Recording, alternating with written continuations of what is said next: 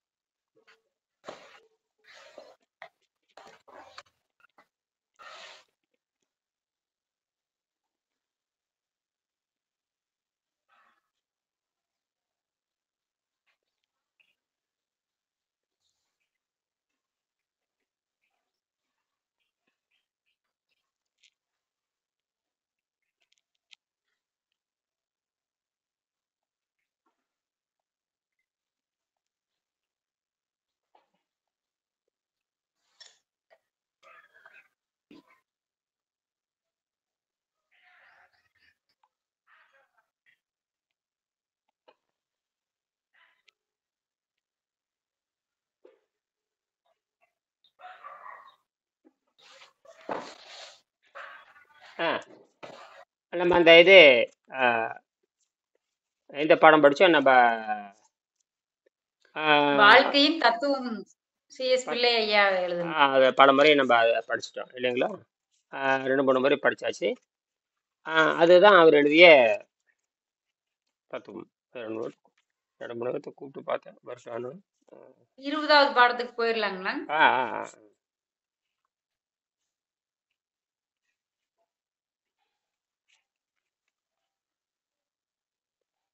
நம் உடலில் சேர்ந்துவிட்ட பழைய விஷயங்களை வெளியேற்றப்பட்டவுடன் நம் உடலில் ஏற்கனவே சரிவரம், அதாவது நீங்க எந்த நம்ம உடம்பு ஒழுங்கா இயங்குது அப்படிங்கறத தெரிஞ்சிட்டோம்னா தெரிஞ்சு போச்சு. இப்ப உணவினுடைய தடையால் உணவு இயங்கவில்லைன்னு புரிஞ்சுட்டா முடிஞ்சு போச்சு. அப்ப கண்ணுக்கு தெரியாத ஆற்றல் நைட்ரஜன், கண்ணுக்கு தெரியாத நைட்ரஜன் புரோட்டீனா மாறுது. கண்ணுக்கு தெரியாத ஆக்சிஜன் தான் சக்தியா மாறுது. கண்ணுக்கு தெரியாத ஆர்கான் அப்படிங்கிற ஒரு வாயு இருக்கு. அந்த ஆர்கானை பத்தி யாரும் பேசுறது இல்லை. அது குறிப்பிட்ட அளவு காத்துல இருக்கு, அது யாரும் பேசுறது இல்லை. அதே போல காத்துல குறிப்பிட்ட அளவு கார்பன் இருக்கு. அது ரொம்ப ரொம்ப ரொம்ப ரொம்ப ரொம்ப எண்ணிக்கையே ரொம்ப ரொம்ப ரொம்ப ரொம்ப குறைவு. அதாவது 100ல எவ்வளோன்னு கேட்டிங்கன்னா 100ல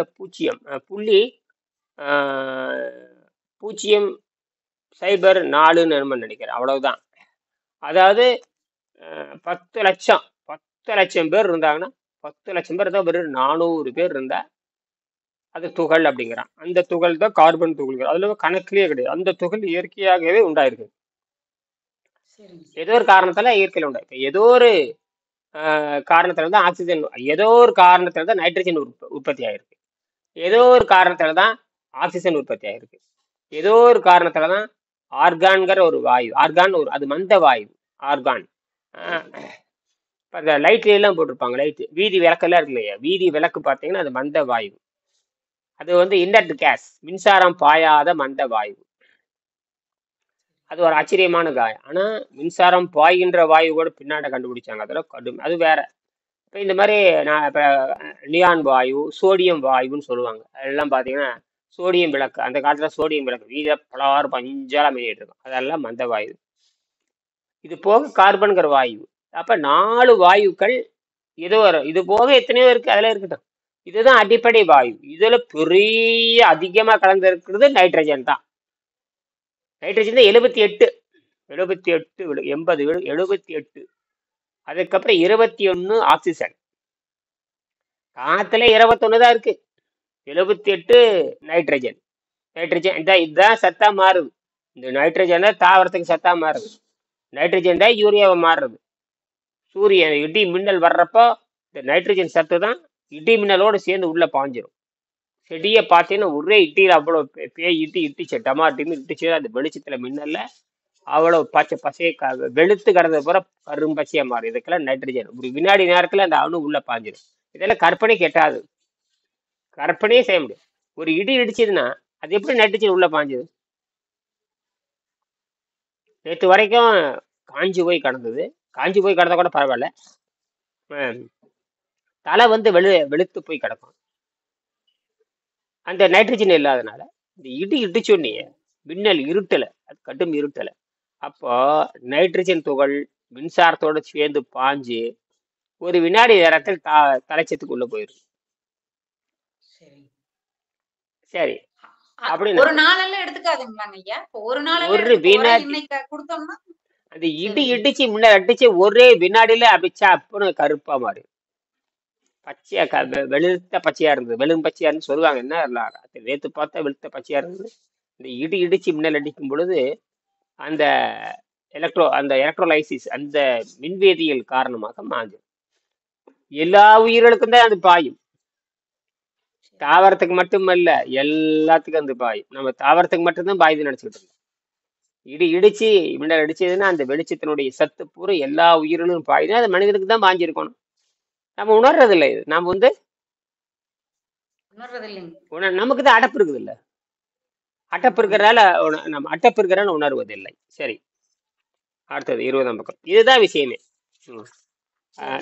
20ஆம் பக்கத்துல நம்ம 20ஆம் பக்கம் இந்த 20ஆம் பாடம் உணவில்லாமல் வாழலாம் அப்படிங்கறத பத்தி பேசுறாரு. சரி, அது படிங்க அப்படி ஒரு 5 நிமிஷம். இயற்கை பல கோடி வருடங்களுக்கு முன்னால் முதலில் ஒரே செல் தாவரங்களை கடலிலும் கடற்கரைகளிலும் உண்டாக்கியது. தொடு உணர்ச்சி என்ற ஓரறிவு மட்டுமே அதற்கு இருந்தது. ஈரறிவு, மூன்றறிவு என்று ஐம்புலன்களுக்கான ஐந்தறிவு வரை பெருகிய போது உயிரினம் ஒரு செல் தாவர நிலையிலிருந்து குட்டி போட்டு பால் கொடுக்கும் மிருகங்கள், குரங்குகள் என்று மேம்பாடு அடைந்தது. மனிதன் மட்டும் ஆறாவது அறிவுடன் வாலில்லா குரங்குகளிடமிருந்து தோன்றினான். பின்னர் அறிவின் வலிமை அதிகமாக ஆறாவது அறிவையும் கடந்து 7வது அறிவை எட்டி பிடிக்கும் யோகிகள் இயற்கையாகவே தோன்றினார்கள். முதலாவதாக டார்வினின் பரிணாம சித்தாந்தத்தின் வளர்ச்சியை மறுபடியும் சிந்தனை செய்து அது எந்த வழியில் பெருகும் என்று யோசனை செய்து பாருங்கள். மனிதன் தானும் நிலைத்து வாழ்ந்து தன் சந்ததியும் பெருக்க வல்லவனாக இருப்பான். சக்தியை அண்டவெளியிலிருந்து பெற்று ஒரு நடமாடும் செடியை போல வாழ்வான். தன்னை அழித்து தன் வம்சத்தை ஒரு செல் தாவர நிலையில் பெருக்கிய இயற்கை தன்னை அழித்துக் கொள்ளாமலே மனிதன் தன் வம்சத்தை பெருக்கிக் கொள்ளும் நிலைக்கு உயர்ந்து நிற்கிறது. இதுவே பரிபூர்ணமான யோக நிலை. மிக உயர்ந்த புலன் இன்பத்தை யோகிகளால் துய்க்க முடியும். இதற்கு காம சாஸ்திரம் எழுதி உலக புகழ் பெற்ற வாத்சாயன மகரிஷியை எடுத்துக்காட்டு. சுருக்கமாக சொன்னால் இயற்கையை அதன் வழியிலேயே விட்டு விடுவது யோகம். நாம் செயற்கையால் அதை தடுத்து நிறுத்தாமல் இருந்தாலே போதுமானது. இரண்டாவதாக, இயற்கை வழியில் நம் குழந்தைகளை எப்படி வளர்க்க வேண்டும். நான் என் குருவாக மதித்து வணங்கும் டாக்டர் அர்னால்ட் எக்ஹர்ட் என்ற ஜெர்மன் நாட்டு இயற்கை வைத்தியர் அமெரிக்காவில் தொழில் புரிந்தவர். 1866 1922 அவர் எழுதிய புத்தகம் மஸ்குலஸ் டயட் ஹீலிங் சிஸ்டம் என்பது. அது என்னால் பெரும்பாலும் பின்பற்றப்பட்டு கீழ்கண்ட பகுதிகளை எழுதியுள்ளேன். குழந்தைகள் தாய்ப்பால் குடித்து வளரும் வரை அப்படியே விட்டுவிட வேண்டும். பிறகு வேக வைத்து மசித்த பல உணவுகளை கொடுத்து உட்சுத்தம் செய்ய வேண்டும். பிறகு பல உணவுகளையே வளர்க்க வேண்டும். வேக வைத்த காய்கறிகளையும் உபயோகப்படுத்தலாம். அவர்கள் வயதிற்கு வந்த பின் இயற்கையாகவே அவர்கள் உள் சுத்தம் பெற்றிருப்பதால் தானாகவே நீர் உணவிற்கும் காற்றுணவிற்கும் வரக்கூடிய தகுதியை பெற்று விடுவார்கள். மேற்சொன்ன வகையில் உடல் சுத்தப்படுத்தப்பட்ட பெண்களுக்கு மாதவிடாய் மறைந்து விட்டதாக டாக்டர் அர்னால்ட் எக்ஹர்ட் எழுதுகிறார். ஐந்தறிவுடன் தாய்ப்பாலை விரும்பி பருகும் அசைவ உணவுக்காரனாக பிறக்கும் மனித குழந்தை 6வது அறிவையும் தாண்டி 7வது அறிவான அண்டவெளியுடன் தொடர்பு கொண்டு வாழும் சக்தியை பெற்று வாழும். இதுதான் உண்மையான கல்வியாகும். இதுவே அஷ்டமா சித்திகளுக்கும் அடிப்படையாகும். இதுதான் மனித சமுதாயம், இதுதான் இந்த அடிப்படை. அப்படின்னா அப்புறம் இந்த வயது வந்த அப்படின்னாதான் இந்த 15 வயசு அப்போ அந்த அந்த உடல் தகுதி வந்துடுது. அதாவது அந்த மரபணு எல்லாம் வந்து இயற்கையில உறிஞ்சிக்கிற தன்மை வந்துடுது. எல்லாத்துக்கும் அப்படித்தான். எல்லாத்துக்கும் பருவம் இருக்கு. பருவம் வருகின்ற பொழுது அந்த காய் காய்க்குது. பருவம் விடையிறத அந்த பால் இறங்குதும்பாங்க. பால் இறங்குற பருவம் இந்த அப்பதான் காய் பிடிக்கும். வேப்பங்காய் பார்த்தீங்கன்னா வேப்பங்காயே பால் அப்படியே இருக்கும்.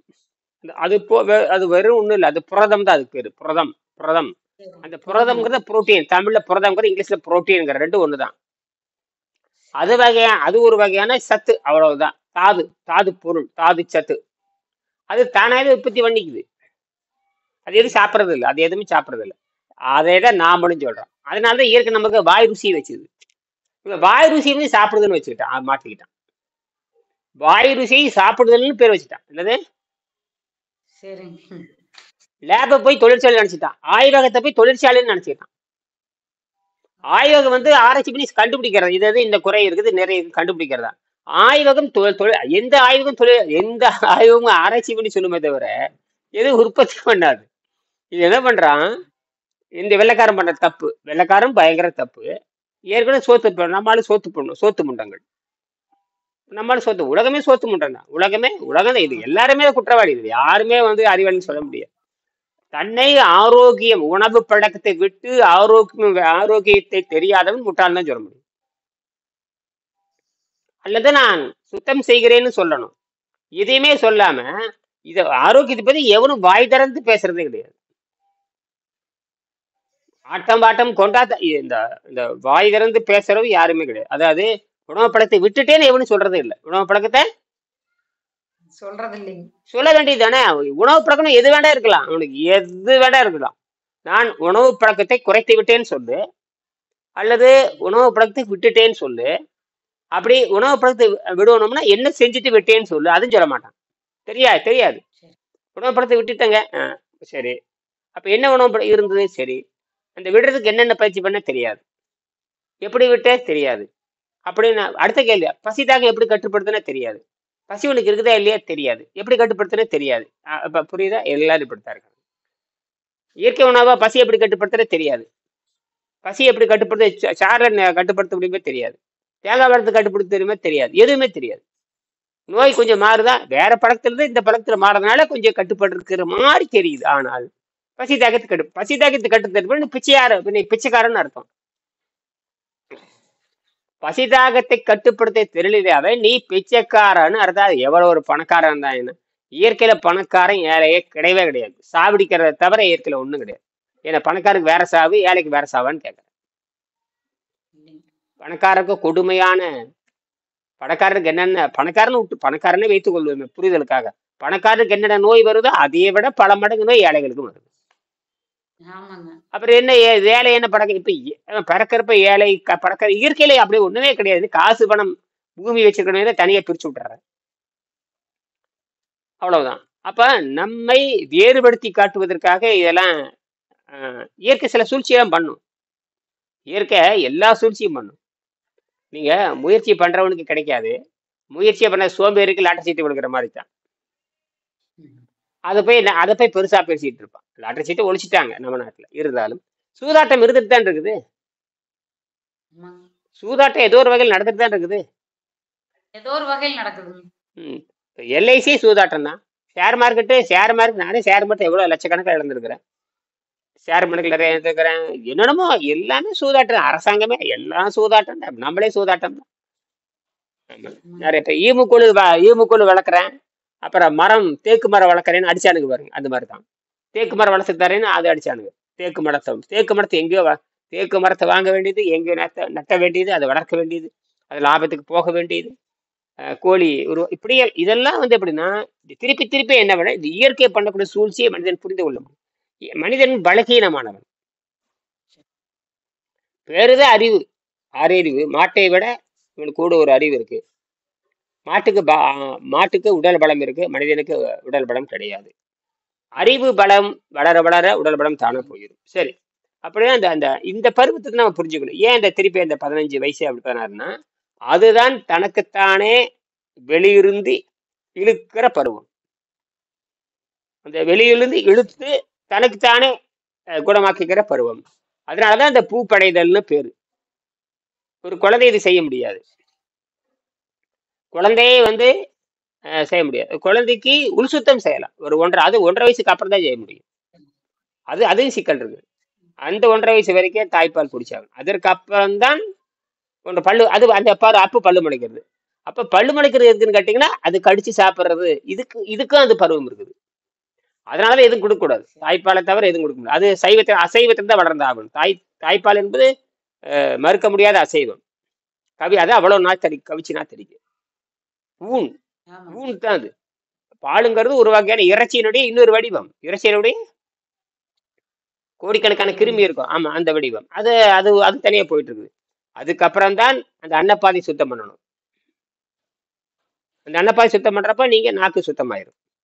இதை யாரும் செய்யறதில்ல. இது யாருமே 100க்கு 100 பேர் செய்யறதில்ல. சரிங்க. 100க்கு 100 பேர் செய்யறதில்ல. குழந்தைகளுக்கு பழச்சாறு வேக வைத்த காய் வைத்து கொடுக்கறப்ப என்ன நடக்குதுன்னா, அந்த உள் சுத்தம் என்பதுவே வளர்ப்பு தான். வளர்க்கிறது நீங்க ஏதோ குடுக்குறீங்க, செல்லு பிரியுது, வளர்றது கிடையாது. அதெல்லாம் கிடையாது. நீங்க அந்த சுத்தம் பண்றதே வளர்த்தல்னு அர்த்தம். சுத்தம் பண்றது அதுக்கு என்ன தெரியுமா அர்த்தம்? பாதுகாத்தல்னு அர்த்தம். தூய்மை இப்ப நெறைய பொருள் இருக்குது அதுக்கு. நான் கூட வளர்த்தல்னாவே இது குடுக்கறனால வளருதல் அப்படி கிடையாது. அது செல் பிரிதல் நடந்துட்டே இருக்கும். அதுக்கான பாதுகாப்பு சூழலை உருவாக்கிக்கிறீங்க. என்னது? உருவாக்கி கொடுக்கணும்.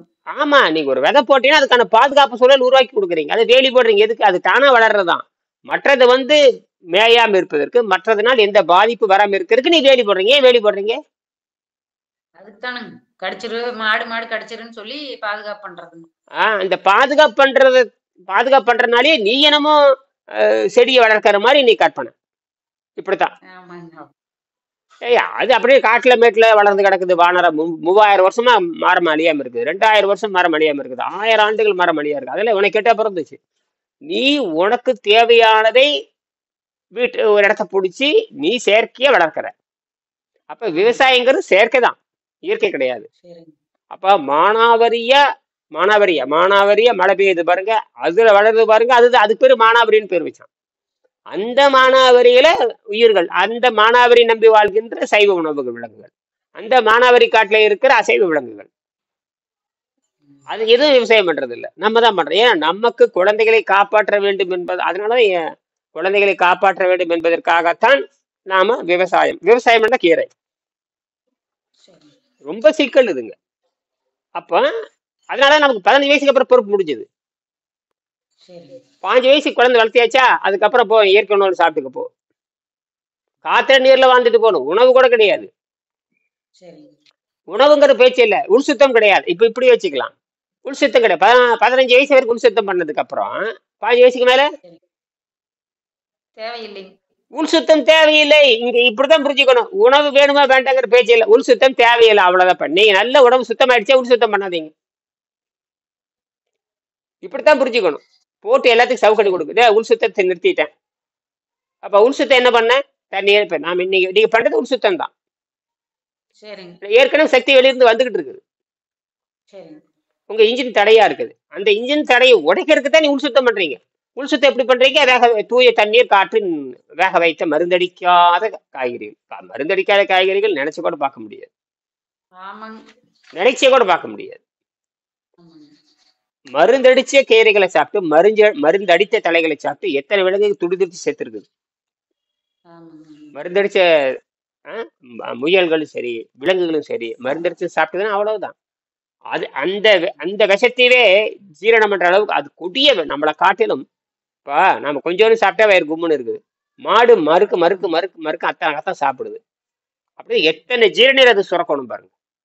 ஆமாங்க. சுரந்தா தானே செரிமானம் ஆகும். அப்ப அவ்வளவு வீரியமா சுரக்குது. நமது கொஞ்சோன்னு சாப்பிட்டாலும் ஐயா கும்முன்னு ஆயிடுச்சுங்கிறோம், அப்படிங்கிறோம் இப்படிங்கிறோம்.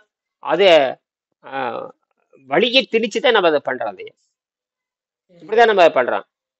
ஆனா விலங்கு அப்படி இல்லை. விலங்குகளுக்கு அந்த ஜீரநீர் நிறைய சுரக்கிறதுனால நிறைய மறுக்கு மறுக்கு மறுக்கு மறுக்கு மறுக்கு மறுக்கு மறுக்கு அப்படியே சாப்பிட்டுட்டு அதுக்கப்புறம் போய் உட்கார்ந்து அது போடுது, அசை போட்டுட்டு இருக்கு. அப்ப தேஞ்சே போயிடும். அது பல்லே தேஞ்சு போயிடும். பல்லு தேஞ்சு போச்சுனாவே முடிஞ்சதுன்னு அர்த்தம். நம்ம பல்லு பாதுகாக்கப்பட வேண்டியது, அது பல்லே தேஞ்சு போயிடும். இப்படித்தான் இருக்கு. சரி, அடுத்தது படிங்க. அவர்கள் வயது வந்ததுக்கு முடிச்சிட்டீங்களா? மனித சமுதாயம் அழியக்கூடாது என்று இயற்கை விரும்பி அதற்கான சக்தியுடன் இயற்கையால் மனிதன் வளர்க்கப்பட்டிருக்கிறான். அதை நம்மை நாம் மேம்படுத்திக் கொள்வது அடிப்படை கல்வி. மனித சமுதாயம் அழியக்கூடாது என்பதற்காகத்தான் ஆற்றல் வடிவத்தில் வச்சிருக்குது. கண்ணுக்கு நீ நினைக்கிற, கண்ணுக்கு தெரிகிற வாழைப்பழத்தை நினைக்கிற, அந்த வாழைப்பழத்துல என்ன சத்து இருக்கோ அது ஆற்றல்ல இருக்கு. இதுக்கு பேரு பொருள்னு பேரு. கண்ணுக்கு தெரியறதுக்கு பேர் பொருள், கண்ணுக்கு தெரியாதுக்கு பேர் அருள்னு பேரு. அருள் அப்படின்னாவே கண்ணுக்கு தெரியாத ஆற்றல்னு அர்த்தம். பொருள் அப்படின்னாவே கண்ணுக்கு தெரிய ஆற்றல்னு அர்த்தம், அவ்வளவுதான். சரி. அருளாகி பொருளாகி இருப்பவனே. அருள்னா கண்ணுக்கு தெரியாத ஆற்றலாக இருப்பவனே. பொருள்னா கண்ணுக்கு தெரிகிற ஒரு ஆற்றலாக இருப்பவனே. பொருள்ங்கிறது ஆற்றல் தான். ஆனால் சரி. அது கழிவை உண்டாக்கக்கூடியது, தீமையை உண்டாக்கக்கூடியது, பக்கவிளைவை உண்டாக்கக்கூடியதுன்னு புரிஞ்சுக்கணும். சரி. ஆற்றல் எந்த வகையான பக்கவிளையும் உருவாக்காது. அதனாலதான் நேரடியா திருவள்ளுவர் சொல்றாரு, நீ அந்த பசிதாகத்தை, இந்த முக்குற்றம் சொல்லுவாங்க. முக்குற்றம், வாதம் பித்தம் கபம், முக்குற்றம். பசிதாகம்னா முக்குற்றம் அர்த்தம். பசினாவே முக்குற்றம், வாதம் பித்தம் கபம். அந்த வாதம் பித்தம் கபம் தூண்டப்படாமல் இருக்க வேண்டும்.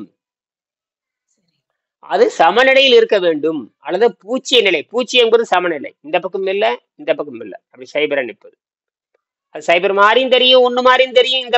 அதுதான் புரிந்து கொள்ள முடியாத ஒரு ஆனந்த நிலை தான் அதுக்கு பேரு. சரிங்களா? சரி. அப்ப சரி. மனித சமுதாயம் அழியக்கூடாது என்று இயற்கை விரும்பி அதற்கான சக்தியுடன் இயற்கையால் மனிதன் வளர்க்கப்பட்டு இருக்கிறான். அதை உணர்ந்து நம்மை நாம் மேம்படுத்திக் கொள்வதே அடிப்படை கல்வியாகும். மீதி எல்லா அறிவும் தன்னாலே மனிதனுக்கு வரும்.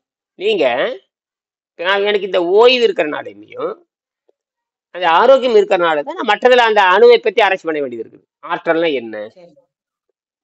அணுனா என்ன, அணுனா கடைசியில பார்த்தா கடைசியில அணுங்கிறது ஒண்ணுமில்ல, எடுத்துரு அவ்வளவுதான். எலக்ட்ரான், நியூட்ரான், புரோட்டான், அது நிறைய துகள் இருக்கு. அதை ஆராய்ச்சி பண்ணிட்டே போலாம். அதுல என்ன பயன்? முதல்ல அணு ஆராய்ச்சி பண்ணாத்தேன்னா, அண்டத்தை ஆராய்ச்சி பண்ணாத்தேன்னா, அது என்ன பயன்? முதல்ல என்னது? பயன் வேணுமில்லங்க. பயன் கருதித்தான் சும்மா, பண்ணணும். ஆமா, பயன் கரு சும்மா ஆராய்ச்சி பண்ணிட்டே இருக்கிறேன். ஆராய்ச்சி பண்ணிட்டு என்னடா ஆராய்ச்சி போய் என்னடா சமுதாயத்துக்கு என்னடா கொடுக்குற? சும்மா ஆராய்ச்சி ஆராய்ச்சி கதை விட்டுட்டு இருக்கானுங்க. என்ன ஆராய்ச்சி பண்ணி என்ன என்ன நன்மை? எனக்கு என்ன நன்மை? சமுதாயத்துக்கு என்ன நன்மை? சும்மா நோட்டு பிரிச்சு வாங்கி கொடு, தங்க ஓட வேணும், கொடுன்னு ஓட வேண்டி தங்க பரிசு வாங்கிட்டு வர வேண்டியது. அப்புறம் யாருக்கு எந்த நன்மை? அன்னைக்கு ஒரு நாளைக்கு கொண்டு கொண்டாட்டான். கிரிக்கெட்ல ஜெயிச்சான், ஒரு நாளைக்கு கொண்டாட்டான். அப்புறம் ஓடி ஜெயிச்சான், ஒரு நாளைக்கு கொண்டாட்டான். வில் வித்தையில ஜெயிச்சான், கொண்டாட்டான். ஒரு தூப்பாக்கில சுட்டு என்ன சமுதாயம் என்ன மாறிடுது? இதெல்லாம் போலின்னு அர்த்தம். இதெல்லாம் போலி. பாருங்க, நீங்களே சரி. பாக்குறீங்கல்ல. இவர் ஓடிக்கொண்டிருந்தார், இவருக்கு வாழ்த்துக்கள் கிடைக்கவில்லையா? இவருக்கு ஒரு வாழ்த்து போடவும் அடேங்கப்ப விளம்பரம் வேற. இவர் ஓடிக்கொண்டு யாரும் வரை கண்டுகொள்ளவில்லை. இவருக்காக ஒரு வாழ்த்து சொல்லலாமா? உனக்கு இதுதான் வேலை, வேற ஒன்றும் கண்டுபிடிச்சிடாத. அவன் பைத்தியக்காரன் ஓடுறான், பண்றான், என்னமோ பண்றான். என்ன அவன் குடும்பத்துக்கு நல்லதா? எதுக்கு நல்லது? அதாவது இலக்கு இல்லாத ஆராய்ச்சி செய்யவே கூடாது. சரி. இலக்கில்லாத தீனி திங்கவே கூடாது. இலக்கில்லாத பயணம் செய்யவே கூடாது. இலக்கில்லாத வேலை செய்யக்கூடாது. எல்லாத்துக்கும் இலக்கு வேணும். இலக்கில்லாத கல்வி, பிரேக் இல்லாத வண்டி, மாலுமி இல்லாத கப்பல், இப்படி எப்படி சொல்லிட்டே போலாம். ஆசிரியர் இல்லாத பாடம், சொல்லிக் கொடுப்போம் இல்லாம நீ எப்படி கத்துக்க போற? இப்படித்தான் சொல்லிக் கொடுப்போம் இல்லாம நீ கத்துக்கிட்டேன்னா போய் சாக வேண்டியதுதான். இந்த புத்தகம் எத்தனையோ 20,000 புத்தகத்துக்கு மேல போயாச்சு. சொல்லிக் கொடுக்கறதுன்னு வரவே இல்லையே. நான் ஒருத்தர் தானே கத்திட்டு இருக்கிறேன். ஆமாங்க. எல்லாம் இப்ப எல்லாம் சாப்பிட்டு இருக்காங்கன்னு அர்த்தங்க. அதேதான். எல்லாரும் வாங்கி வச்சுட்டு சாப்பிட்டு இருக்கிறாங்கன்னு அர்த்தங்க. அப்புறம் அப்படி சரி, இயற்கை உணவுகள் இயற்கை உணவு சாப்பிடுறவங்க இருக்கட்டும். அப்படி வைத்தியத்துக்கு போனதே இல்லையா? ஏன்டா போய் சொல்றீங்க? சரி, வைத்தியத்துக்கு எங்க உனக்கு நோய் வருமா? தெரியாது. வைத்தியம் வந்து எங்க போவீங்க? அதுவும் தெரியாது. அத்தனை எங்க போவீங்க? மாத்திரை மருந்து போய் சாக வேண்டியதுதான். அத்தனையும் நான் பார்த்துருக்கிறேன். இப்போ மூட்டு வலியில் வந்து எங்க போக போறீங்க? இன்ஜெக்ஷன் போயாகணும், ஊசி போட்டாகணுங்கிற. அப்போ உன்னோட இயற்கை மருத்துவம் என்னாச்சு? இயற்கை மருத்துவம் எல்லாம் ஒண்ணும் கிடையாது. நீர் மருத்துவத்தை செய்ய தெரியலனா, நீர் மருத்துவத்தை செய்ய தெரியலனா, இயற்கை மருத்துவமே தோத்து போயிடும். என்னது? ஆமா. நீர் அதுக்குத்தான் என்ன, அதுக்குத்தான் அதுதான் இந்த இடத்துல சொல்லியிருப்பாரு. நீங்கள் உங்கள் உணவு பழக்கத்தை ஆரம்பியுங்கள், நீரை மருந்தாக அருந்தி ஆரம்பியுங்கள், இடையே 2 ஆரம்பிக்கும் பொழுது அச்சு வெள்ளத்தை ஆரம்பியுங்கள், ஒரு 10 மணி 11 மணி வரைக்கும் செய்யுங்க, அதுக்கப்புறம் உங்கள் சைவ உணவு பழக்கத்தை ஆரம்பிங்க அப்படிங்கிறாரு. இதுலயே தெரிஞ்சு போச்சா? எல்லா விடுதலையும் நமக்கு வந்துருச்சு. ஒரு இடத்துல நீங்க ஆப்பிள் சாப்பிடுங்க, கொய்யாப்பழம் சாப்பிடுங்க சொல்லவே இல்லை. அச்சு வெள்ளத்தை எடுங்க, கடிங்க, நீர் பயிற்சி பண்ணிட்டே வாங்க, ஒரு 10 மணி 11 மணி வரைக்கும் உங்கள் உணவு பழக்கத்தை ஆரம்பியுங்கள். இவ்வளவுதான் விஷயமே. ஆரம்பிச்சு நீங்க பாடி அதுக்கப்புறம் தண்ணி நீர் பயிற்சி பண்ணிட்டே அப்போ ஒரு 11 மணிக்கு உங்க சைவ உணவு சாப்பிடுறீங்க. ஏன்னா நீங்க காலையிலேருந்து நீர் பயிற்சி பண்ணும்போது வயிறு சுருங்கிரும், கழிவு வெளியே போயிடும். அதனால அதிகாலையில் எந்திரிங்கிறது. சரி, ம்.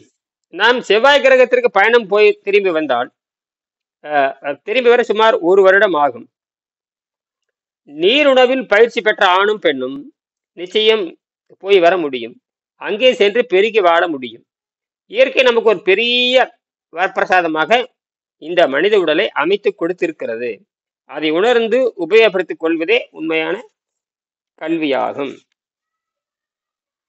மூன்றாவதாக, நாம் பிறவிலிருந்து பல்வேறு வகையான பழக்க வழக்கங்களினால் நாம் உடலை கெடுத்துக் கொண்டு இருக்கிறோம். ரொம்ப ரொம்ப முக்கியம்.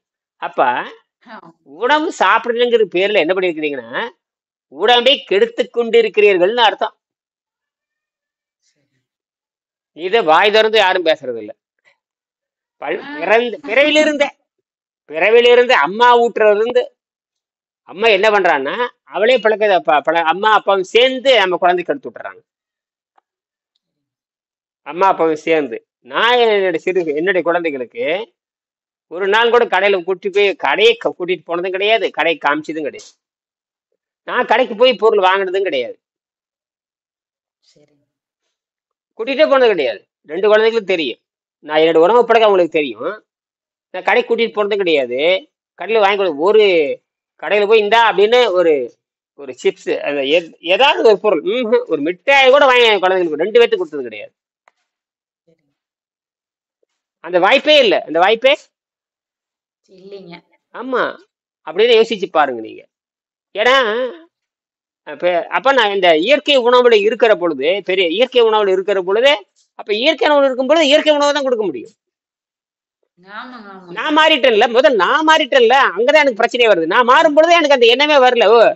நம்ம பழக்கடைக்கு போக வேண்டியது, பழங்கள் வாங்க வேண்டியது, அது மார்க்கெட்டுக்கு உழவர் சந்தைக்கு தான் போவேன். இந்த சந்தைக்கெல்லாம் போக மாட்டேன். உழவர் சந்தை போனது மலிவா கிடைக்கும். உழவர் சந்தை போனதான் அப்போ உழவர்களோட நட்பு வச்சுக்குவேன். சும்மா 50 ரூபா கொடுப்போம், நிறைய கொடுப்பாங்க. எல்லாத்துக்கும் 5 கொடுத்தா எனக்கு 6 கொடுப்பாங்க. நான் போனா அப்படியே வாங்கியிருப்பேன். எப்பவுமே உழவர்கிட்ட வந்து பேசவே மாட்டேன். இந்த விலையே பேச மாட்டேன்.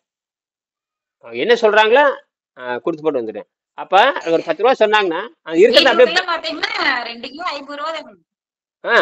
பீட்ரூட் எல்லாங்க 2 கிலோ 50 ரூபா தானுங்க. கோஸ் எல்லாம் 30 ரூபா தானுங்க.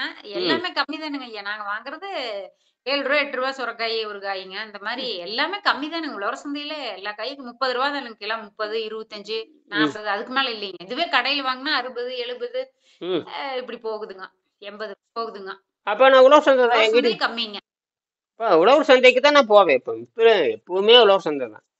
எங்க வீட்டு பக்கத்தால உழவர் சந்தை இருக்குது. எங்க போனா முதல்ல எந்த ஊருக்கு போனா உழவர் சந்தை தெரிஞ்சு வச்சுக்குவேன். உழவர் சந்தை எங்க இருக்குன்னு தெரிஞ்சு வச்சுக்குவேன். அங்க போறது. ஏன்னா நமக்கு தேவை அந்த மலிவா கிடைக்கணும் அப்படிங்கறது. அப்புறம் அவங்க நண்பராவாங்கன்னு வச்சுக்கோங்க. அதுக்கப்புறம் என்னை பத்தி புரிஞ்சுக்கிட்டாங்க உழவர் சந்தையிலேயே. இது என்னமோ வித்தியாசமா இருக்கு. இல்ல வித்தியாசம் எல்லாம் கிடையாது இருக்கிற. அப்புறம் சில பேருக்கு தெரிஞ்சுக்கிட்டாங்க, சில பேர் கண்டுபிடிச்சாங்க. ஓஹோ, உங்க உணவு பழக்கம் வேறையா இருக்குது, நாங்களாம் அதனாலதான் நாங்க நோயில் இருக்கோம். உழவர் சந்தையில தெரிஞ்சுக்கிட்டாங்க. அப்பெல்லாம் நான் சொல்றது 20 வருஷத்துக்கு அப்புறம். அதுக்கப்புறம் அவங்கள யாரு என்னன்னு மாறிடுவாங்க, உயிரோட இருக்க மாட்டாங்க, நிறைய பேர் செத்து போயிடுவாங்க. ஆனா நான் அப்படித்தான். இன்னைக்கு இப்போ உழவர் சந்தைக்கு போனா கூட கேட்பேன், என்னங்க ரொம்ப நாளாச்சு பார்த்து. ஆனா அவங்களே யாரும் இருக்கவே மாட்டாங்க. 20 வருஷம் கூட வாங்கினாலும் இல்ல. பல பேரு விவசாயில இறந்து போயிட்டாங்க எல்லாரும். அப்ப அதை பத்தி நான் பேசுவேன். அப்ப இந்த புத்தகத்தை போய் காட்டி போய் இப்படி எல்லாம் இருக்குதுங்களான்னு கேட்பேன். அப்படின்னா இருக்கா அப்படின்னா எல்லாம் இருக்கு அப்படிம்ப. என்னங்க இதெல்லாம் செய்ய முடியுமான்னு? எல்லாம் செய்ய முடியும். அவங்க நினைச்சிட்டாங்க இந்த பழைய சோறு தின்னாதான் ஓட்ட முடியும்னு நினைச்சு. பழைய சோறும் கூட 11 மணிக்கு தான் சாப்பிடுவாங்க அந்த காலத்துல. நீர் தண்ணி காலையில 4 மணிக்கு 5 மணிக்கு 4 மணிக்கிறப்ப 4 நாளைகளப்ப நீங்க வயல்வெளிக்கு போயிடுவாங்க. அதுல அந்த காலத்துல அப்படிதான் இருந்தது. சூரியன் வர்றதுக்கு முன்னாடி வேலையை முடிச்சிருவாங்க. நல்ல உச்சி ஏறக்கிற வேலையை முடிச்சிருவாங்க. அதுக்கு மேலே செய்யக்கூடாது. 6 மணி நேரம் 7 மணி நேரம் தான் வேலையை. உச்சி வெயில 11 மணிக்குள்ள வந்துடும். அதோட வேலையை முடிச்சுட்டு அவ்வளவுதான், முடிஞ்சு போச்சு. காட்டிலே தான். அப்ப இயற்கை வாழ்வு. வீடுங்கிறது காடுங்கிறது எல்லாம் ஒண்ணுதான். கலப்பி கழட்டி வச்சுட்டு குடிசையில் படுத்து தூக்க வேண்டியதுதான். குடிசையில அப்படித்தாங்க இருந்தது. ஓட்டு வழி வீடுங்கிறது பெரிய பணக்காரன். 100 வருஷத்துக்கு முன்னாடி ஓட்டு வழி வீடுன்னா அது பெரிய பணக்காரன். எல்லாம் சாலை தானே, எல்லாம் இப்படித்தான். பனையோல தென்னந்தடுக்கு சாலை தானுங்க, மஞ்சவர் தானுங்க அதிகபட்சம். இதுதான் இயற்கை கிடையாது. ஊருக்கு 2 வீடு தான் கார வீடு இருக்குங்க.